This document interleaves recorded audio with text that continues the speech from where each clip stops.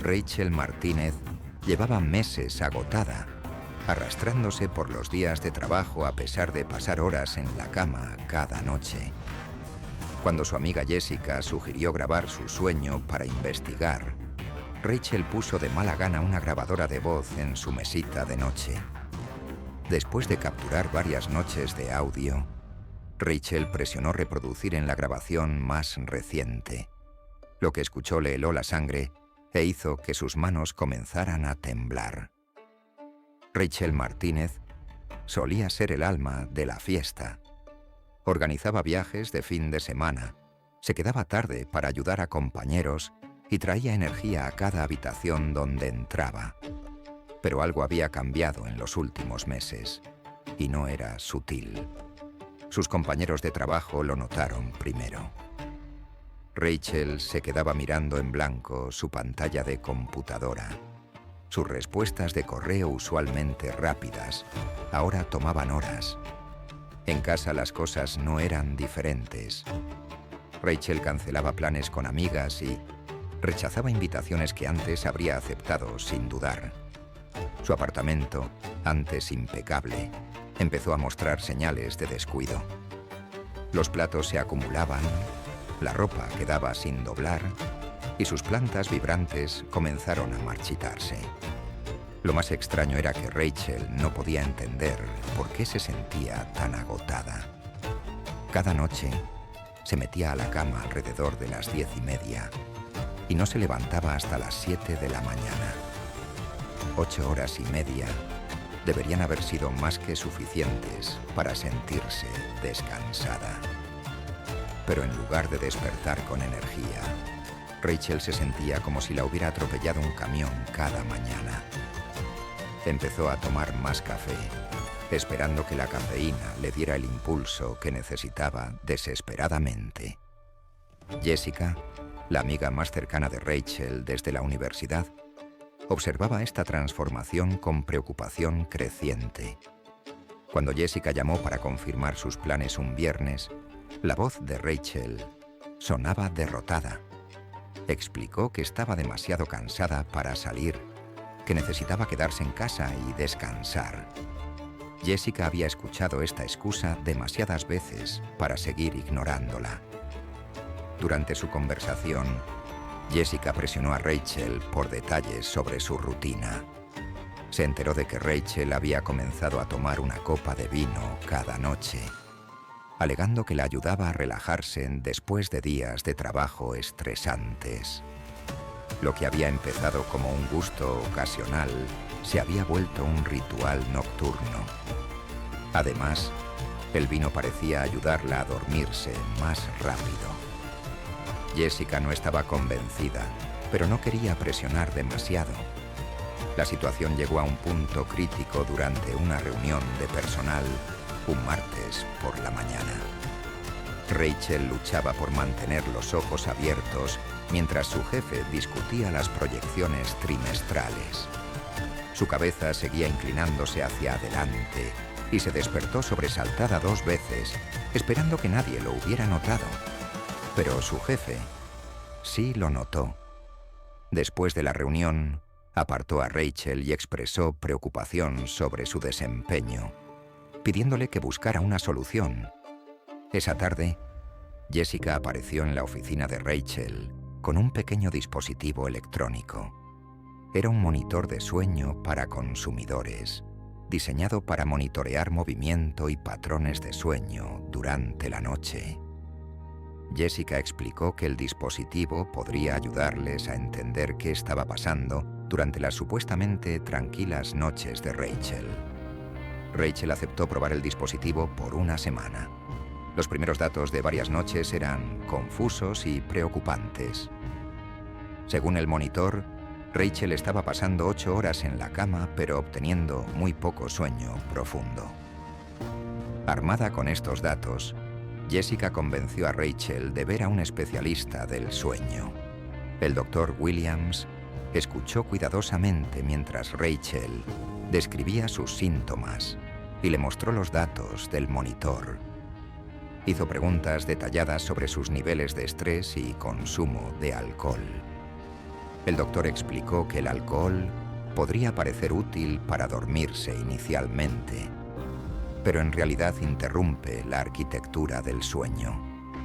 Pero el doctor Williams sospechaba que podría haber algo más. Los síntomas de Rachel eran severos y el monitor de sueño mostraba patrones inusuales que sugerían posible parasomnia. Sugirió que Rachel se grabara durmiendo por varias noches para capturar sonidos inusuales que pudieran dar pistas sobre qué estaba pasando durante sus horas inconscientes. Rachel se sintió incómoda con la idea de grabarse mientras dormía. Parecía invasivo, aunque ella sería la única escuchando. Pero su agotamiento estaba afectando cada aspecto de su vida y estaba dispuesta a intentar cualquier cosa.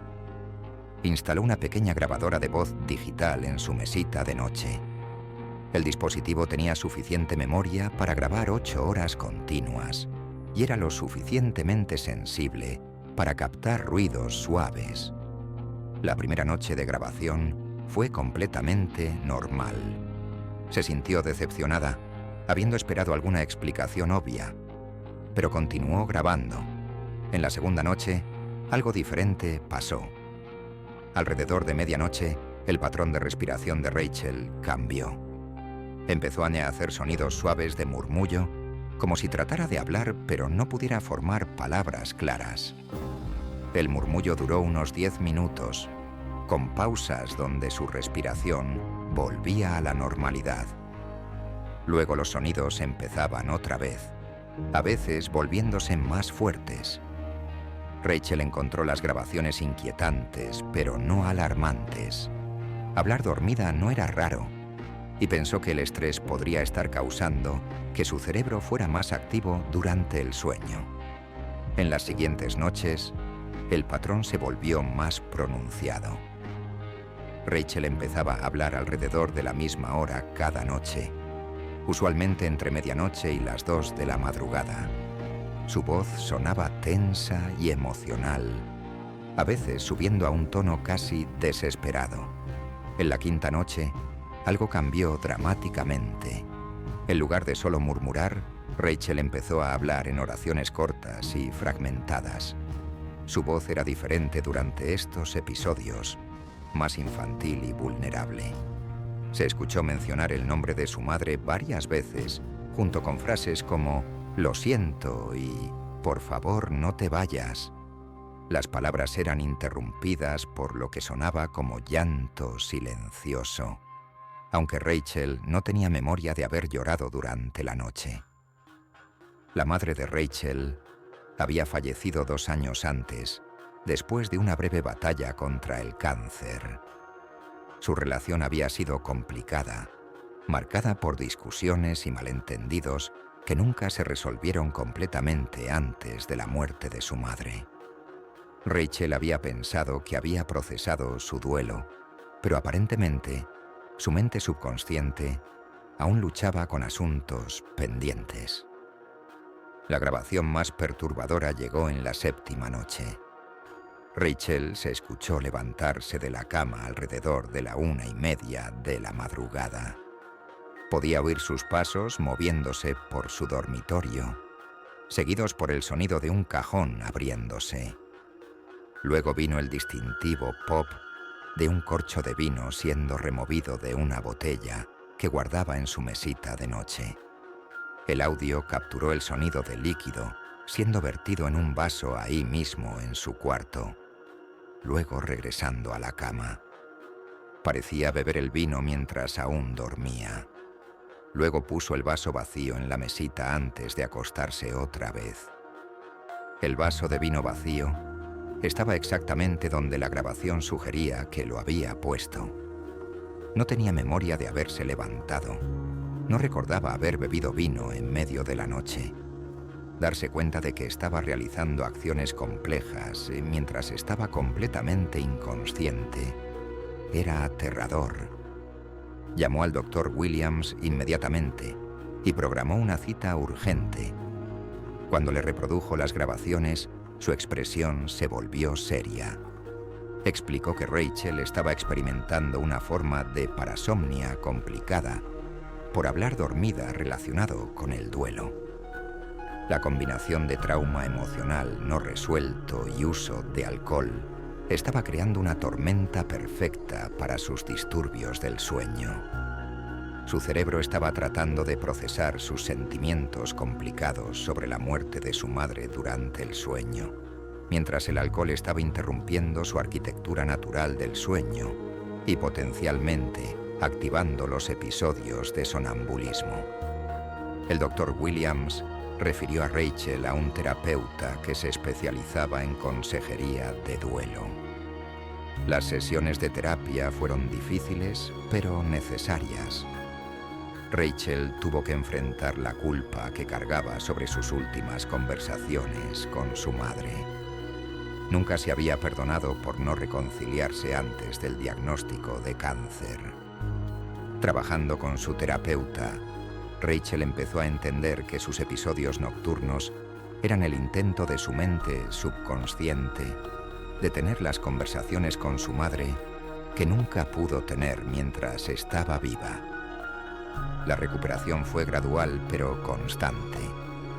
Mientras Rachel procesaba su duelo en terapia y eliminó el alcohol de su rutina, los episodios nocturnos se volvieron menos frecuentes. Su monitor de sueño empezó a mostrar patrones más normales, con periodos más largos de sueño profundo y reparador. Después de 3 meses de terapia y hábitos de sueño mejorados, Rachel empezó a sentirse como ella misma otra vez. Las grabaciones de voz habían sido perturbadoras, pero también habían sido la clave para entender qué estaba realmente mal. Sin ellas, Rachel podría haber continuado sufriendo de agotamiento inexplicable, nunca conectando sus síntomas con el duelo no resuelto que atormentaba sus noches. ¿Y tú? Si encontraras grabaciones misteriosas de ti mismo haciendo cosas que no recuerdas, ¿tendrías el valor de buscar ayuda y enfrentar las verdades que pudieran revelar